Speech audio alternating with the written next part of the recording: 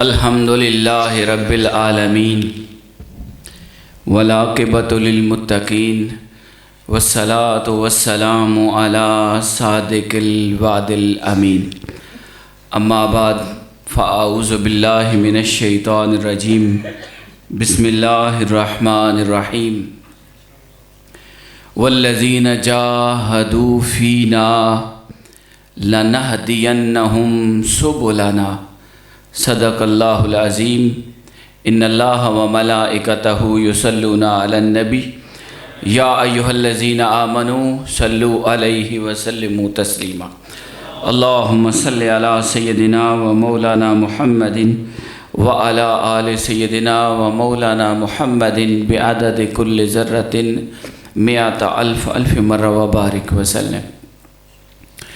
دل منزل حبیب میں اور جاں سفر میں ہے، گھر سے چلا ہوں اور مدینہ نظر میں ہے،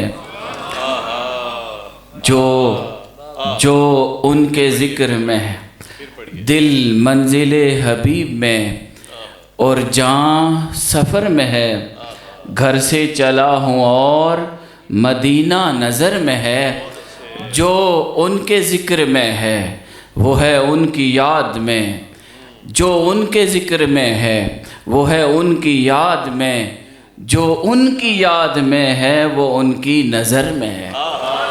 دل منزل حبیب میں اور جاں سفر میں ہے۔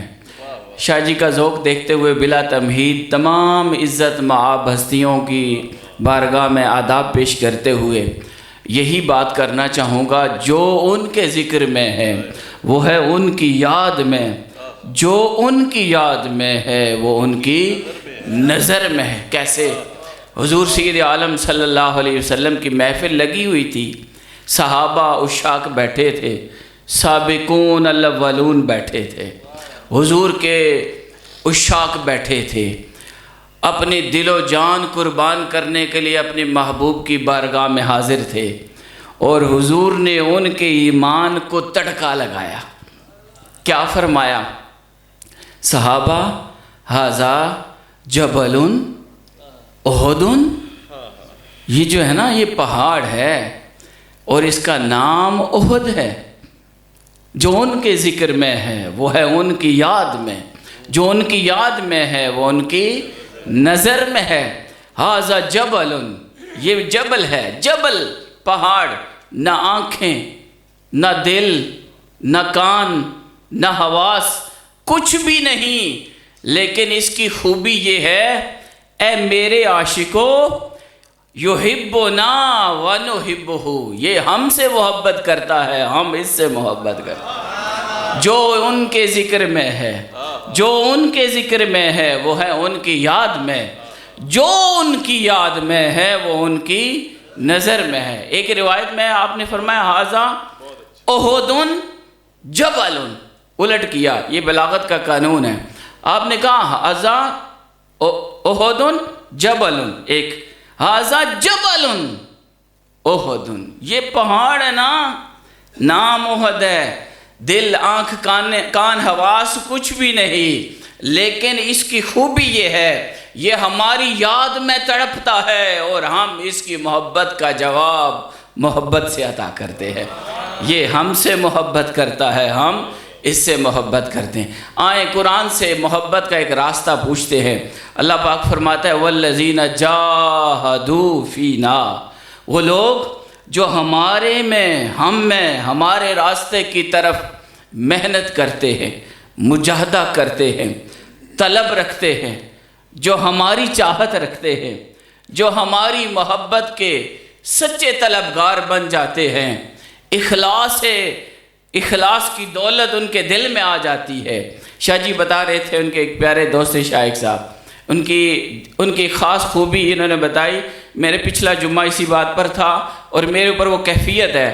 فرماتے ہیں یوکے میں یہ اخلاص کے ساتھ پیچھے رہتے ہوئے لیکن دین کا کام کر رہے ہیں، تو جن کا یہ جذبہ بن جاتا ہے، جو صرف اللہ کی رضا کے لیے علم دیتے ہیں، خدا کی رضا کے لیے راستہ بتاتے ہیں، خدا کی رضا کے لیے، اگر کسی کو صدقہ کرتے ہیں خدا کی رضا کے لیے، کوئی بھی اعمال خیر میں سے اگر ان سے کوئی عمل ہوتا ہے تو ریاکاری کے لیے نہیں ہوتا، ریا الناس نہیں ہوتا، دکھاوے کے لیے نہیں ہوتا، نہ من کسی کے اوپر احسان کرنے کے لیے، نہ عزا دینے کے لیے، نہ احسان جتلانے کے لیے، بس اس کی رضا کے لیے۔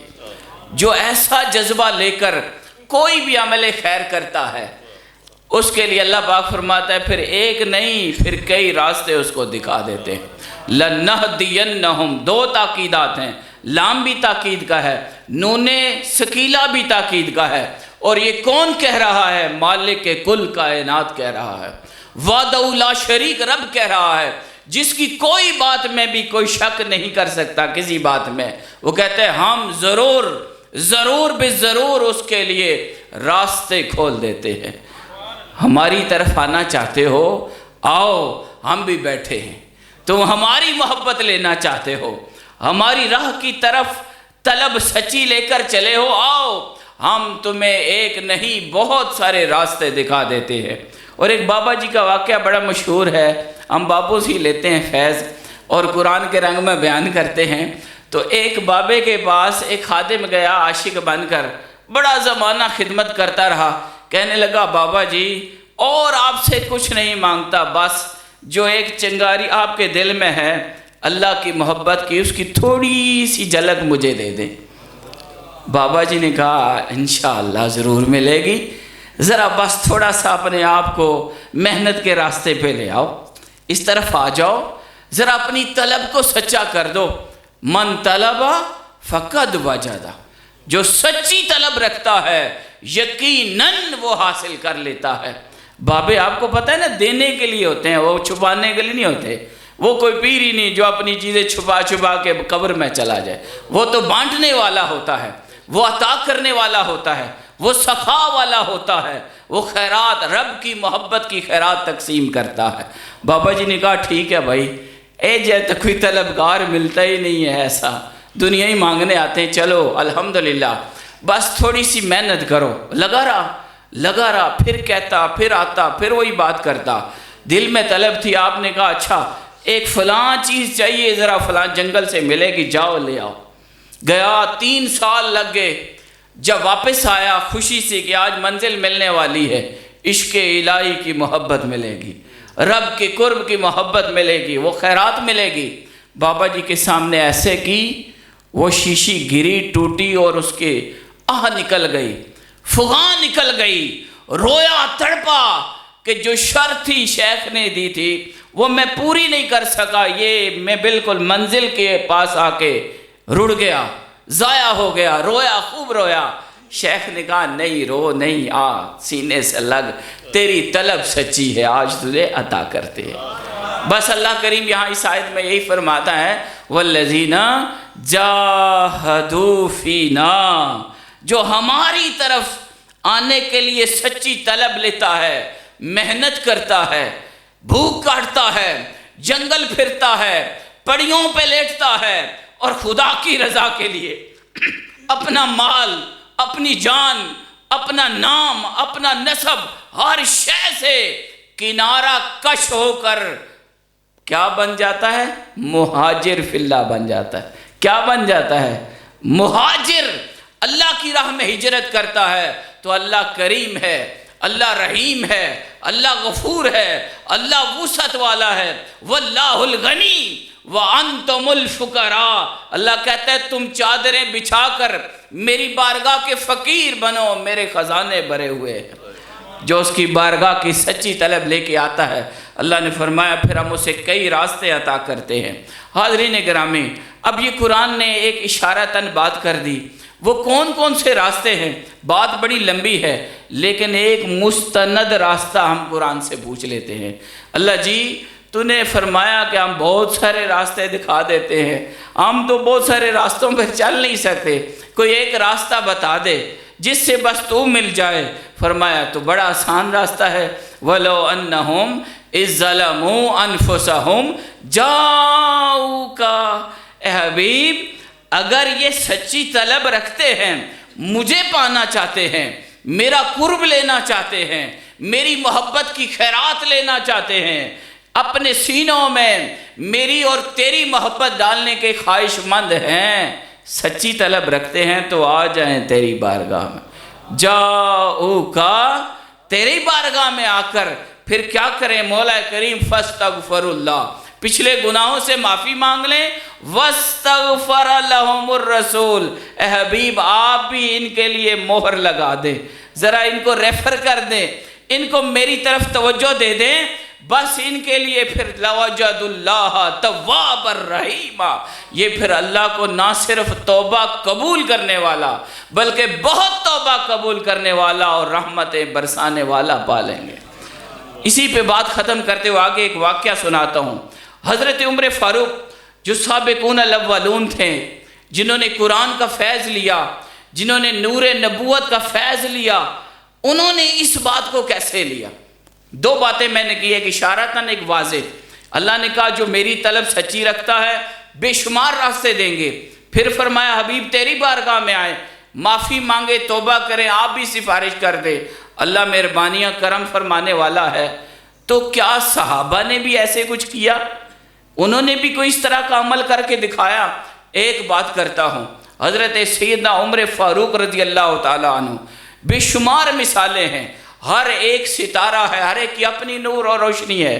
حضرت عمر فاروق حجر اسود کے سامنے کھڑے ہو جاتے ہیں، جس طرح میرے منہ کے سامنے مائک ہے، ایسے دونوں ہاتھ چومنے لگتے ہیں، پیچھے ہو جاتے ہیں، اور اس طرح ہاتھ رکھ کے اس سے مخاطب ہو کر حجر اسود سے، کالے پتھر سے مخاطب ہو کر کہتے ہیں انی عالم انک حجر، مجھے پتہ ہے کہ تو پتھر ہے، لا تنفع ولا تضر، نہ تو نفع دینے کے قابل ہے نہ تو تکلیف دینے کے قابل ہے، میں جانتا ہوں تو پتھر ہے، اور ہم پتھروں کو پوجنا چھوڑ چکے، ہم تو ایک وحدہ لا شریک کو ماننے والے ہیں، مجھے پتہ ہے تو پتھر ہے، لیکن لولا انی رأیت رسول اللہ یقبلک، اگر میں نے حضور کو نہ دیکھا ہوتا کہ تجھے بوسہ دے رہے، ما قبلتک، میں کبھی تجھے بوسہ نہ دیتا۔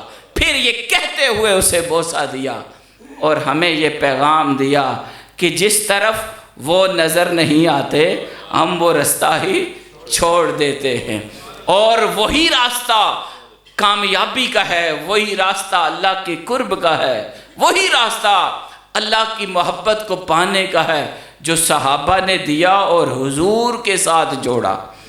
اور صوفیاء بیٹھے ہیں، جناب عزت وارسی صاحب بیٹھے ہیں، عظمت وارسی صاحب بیٹھے ہیں، شیخ بیٹھے ہیں، میرے برادر اکبر ہیں، شاہ جی ہیں۔